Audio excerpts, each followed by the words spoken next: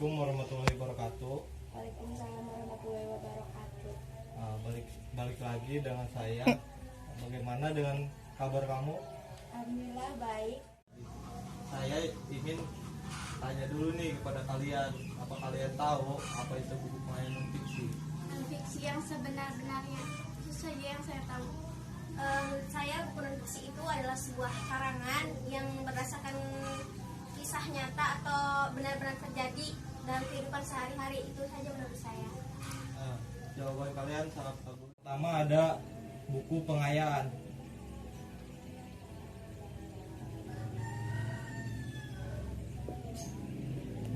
Apa sih buku pengayaan itu? Nah, buku pengayaan ini buku penunjang buku utama atau buku teks.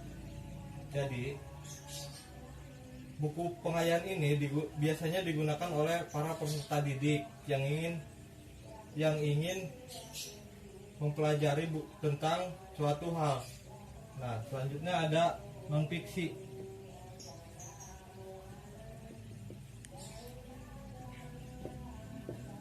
Nah, apa itu non fiksi? Nah, non fiksi ini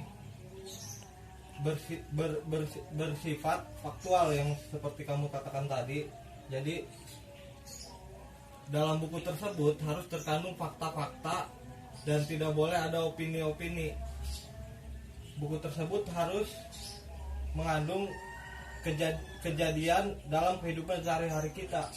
Jadi buku tersebut ditulis dengan yang sebenar-benarnya. Nah, dari sini kita dapat menyimpulkan bahwa buku pengayaan non fiksi tersebut adalah buku penunjang atau buku teks yang bersifat fakta dan faktual. Statistik buku pengayaan.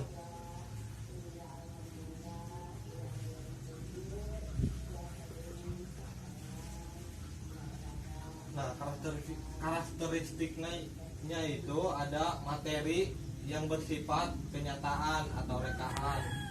Juga pengembangan materinya juga harus menunjang pengetahuan dalam kurikulum. Ada karakteristik buku non fiksi ya. Yang pertama, buku non fiksi ini harus memiliki ide yang ditulis secara jelas, juga logis. Terus mengandung informasi yang sesuai dengan fakta atau data. Kita ada jenis-jenis buku non fiksi. Yang pertama ada buku biografi. Nah, buku biografi ini adalah buku biografi yang menulis kehidupan seseorang. Misalnya kamu nih, si penulis ingin menulis biografi kamu dan dituangkan dalam buku tersebut agar bisa memotivasi si pembaca. Yang kedua ada buku pendamping. Nah, buku pendamping ini adalah buku pengayaan atau buku penunjang dari buku utama atau buku teks. Biasanya itu menjadi bahan untuk pembelajaran peserta didik. Nah, yang ketiga ada buku literatur. Buku literatur ini adalah buku rujukan atau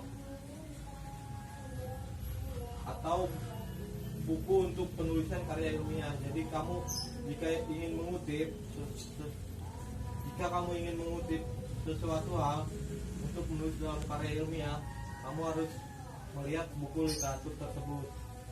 Yang keempat ada buku motivasi. Nah, buku motivasi ini biasanya isinya untuk memotivasi si pembaca atau juga si pembaca dapat motivasi dari buku tersebut, atau dia dapat inspirasi yang dia belum ketahui tapi dia ketahui. Dalam buku pengayaan non fiksi itu ada butir-butir yang penting yang harus kamu ketahui.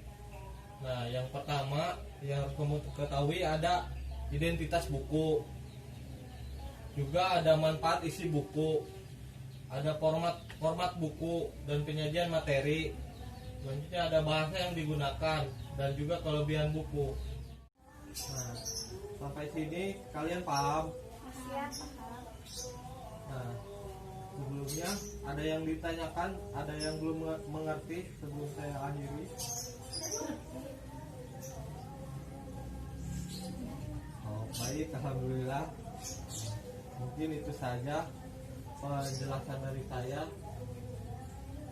Sebelumnya saya meminta maaf atas kekurangan atau kesalahannya. Sebelum saya akhiri, saya mohon kepada kalian untuk tetap jaga kondisi kalian, karena Indonesia bahkan dunia sedang diguncang penyakit yang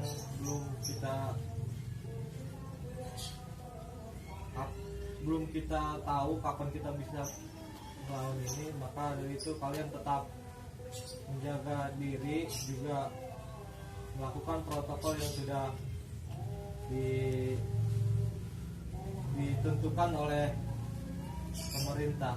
Terima kasih. Wassalamualaikum warahmatullahi wabarakatuh.